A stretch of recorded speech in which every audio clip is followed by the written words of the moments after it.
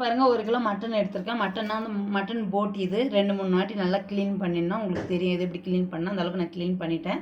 Clean பண்ணிட்டு இங்கே பார்த்து தண்ணிங்க சுடு தண்ணி வந்து நான் கொதிக்க வச்சுருக்கிறேன். இப்போ அந்த தண்ணி வந்து நம்ம கீழே இறக்கி வைக்கணும். கீழே இறக்கி வச்சுட்டு இந்த சுடு தண்ணியில் வந்து நம்ம இதை போடணும். அப்போ தான் வந்து அதில் இருக்கிற ஐக்கெல்லாம் இருந்தாலும் க்ளீனாக வந்துடும்.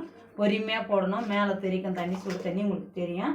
இப்படி போட்டுட்டு நம்ம வந்து அப்பளம் எடுக்கிறதுல வந்து கலரி விடணும். நல்லா கலரி விட்டால் தான் அது நல்லா இருக்கும்.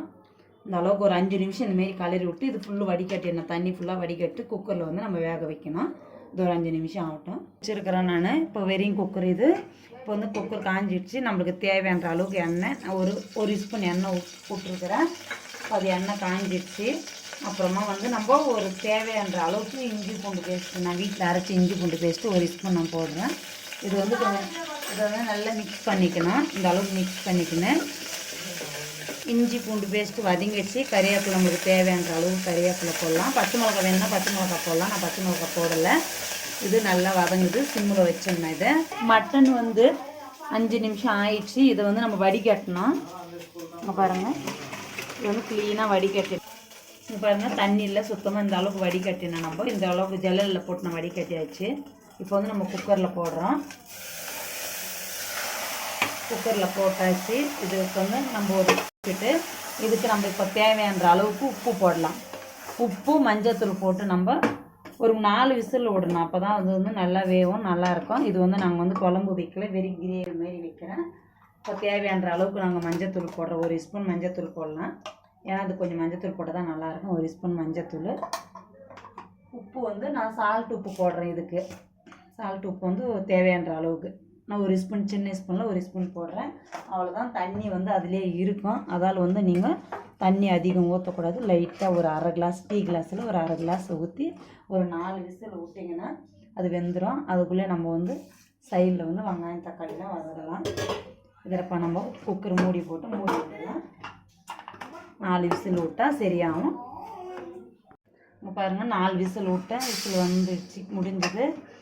இங்கே பாருங்கள், நல்லா அது வெந்து போயிட்டுருக்கோம். இங்கே பாருங்கள், இந்த அளவுக்கு வெந்திருக்கோம். இப்போ வந்து நம்ம இது என்ன பண்ணோம், தண்ணி வந்து நம்ம அளவோட வச்சதால இவ்வளோ தண்ணி இருக்குது. இப்போ நம்ம இது எடுத்து கீழே வச்சுட்டு இப்போ ஒரு பானில் வைக்கலாம். நம்ம ஸ்டவ் ஆன் பண்ணுறேன். பானில் வச்சு இப்போ வந்து இதில் நம்ம எண்ணெய் போடணும். எண்ணெய் எவ்வளோ தேவையான அளவுக்கு எண்ணெய் ஊற்றலாம். ஜாஸ்தி எண்ணெய் ஊற்றக்கூடாது.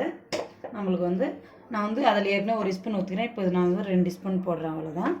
தேவையான அளவுக்கு வந்து ஒரு வெங்காயம் கட் பண்ணி வச்சுருக்கிறேன். பொடிசாக கட் பண்ணணும். பெரிய சைஸ் ஒரு வெங்காயம். இது வந்து போட்டி வந்து ஃபுல்லாக அப்படியே கிரேவியாக வைக்கணும். நம்ம அதுக்காக தான் இந்த மாதிரி பண்ணுறது. நான் இங்கே பாருங்கள், வெங்காயம் நல்லா வதங்கி வச்சு இந்த அளவுக்கு நம்ம வதக்கணும். அப்போ தான் நல்லாயிருக்கும். இங்கே பாருங்கள், வெங்காயம் நல்லா வதங்கி வச்சு இந்த அளவுக்கு வதக்கணும். நம்ம வதக்கி எடுத்தாச்சு.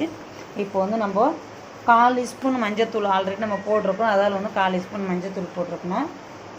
1/4 ஸ்பூன் வந்து உப்பு போடுறேன் நான்.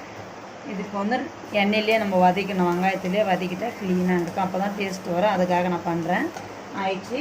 இப்போ வந்து நான் ஒரு தக்காளி, பெரிய தக்காளி ஒரு தக்காளி கட் பண்ணி வச்சுருக்கேன். அது வந்து பொடிசாக கட் பண்ணணும். நம்ம வந்து நல்லா வதக்கணும். நல்லா வதக்கினா அது நல்லா வதங்கிடும். ஃபுல்லாக தக்காளி வந்து முழுசாக தெரியக்கூடாது. க்ளீனாக நம்ம பேஸ்ட்டு மாரி பண்ணிடணும். பண்ணிட்டா அதில் வந்து நம்ம தேவையான அளவுக்கு வந்து நான் வெறும் வீட்டுக்கு பொடி மட்டும்தான் போடுறேன். வேறு எந்த பொடியும் போட மாட்டேன். இந்த கரம் மசாலா, இந்த சிக்கன் மசாலா அதெல்லாம் எதுவுமே போட மாட்டேன். இப்போ வந்து அந்த தக்காளி கூடவே நான் வந்து 1/4 ஸ்பூன் போடுவேன். ஜாஸ்தி போட்டால் காரம் சாப்பிட்றதில்ல எங்கள் பசங்கன்றதால 1/4 ஸ்பூனு மிளகாத்தூள், வீட்டுத்தூள் நம்ம அரைச்சது. அவ்வளோதான். இதில் வந்து ஒரு 5 நிமிஷம் நம்ம வந்து இதை நல்லா வதக்கலாம். வதக்கிட்டால் இப்போ வந்து இதுக்கு நம்ம தண்ணியே ஊற்ற வேணாம். தேவையான அளவுக்கு நம்ம வதக்கிட்டு இப்போ வந்து இந்த மட்டன் வேக வச்ச தண்ணியிலே லைட்டாக நம்ம ஊற்றிட்டா சீக்கிரம் வதங்கிட தக்காளி. அதுக்காக அந்த தண்ணியை ஊற்றுறேன் நான். இங்கே பாருங்கள், அவ்வளோதான், முடிஞ்சது. தக்காளி எல்லாம் நல்லா வதங்கிடுச்சு. பேஸ்ட்டாக ஆயிடுச்சு நம்மளுக்கு. இப்போ வந்து நான் வந்து மட்டனு போட்டி சொல்லியிருக்கிறேன் நான் உங்களுக்கு. அதை வந்து இது வச்சு சாப்பாட்டுக்கு சாப்பிட்லாம். அப்படி இல்லை நம்ம வந்து சப்பாத்திக்கு சாப்பிட்றதுனால சாப்பிட்லாம். இப்போ நாங்கள் வந்து ரசம் வச்சுருக்கிறோம். இட்லிக்கு சாப்பிட்லாம். இது நான் வந்து ரசம் வச்சுருக்கிறேன். ரசத்துக்காக வந்து ரசம், சாதத்துக்கு இது சைடிஷ் வச்சுருக்கேன். நான் வச்சு சாப்பிட்லான்றதால இன்றைக்கி பசங்க வந்து போட்டி செய்யலாமா அப்படின்னாங்க. அதால் நான் இன்றைக்கி போட்டி எடுத்துன்னு வந்து செஞ்சுருக்கிறேன். உங்களுக்கும் இந்தமாரி பண்ணி பாருங்கள். உங்களுக்கும் சிம்பிளான வேலை தான். இது செய்யணும் அதை செய்யணுன்றதுலாம் ஒன்றுமே இல்லை. சிம்பிளாக முடிக்கலாம். இப்போ தக்காளி நல்லா நெசிஞ்சிடுச்சு. இப்போ வந்து நான் எடுத்து வச்சுருக்கிற போட்டியே போடுறேன்.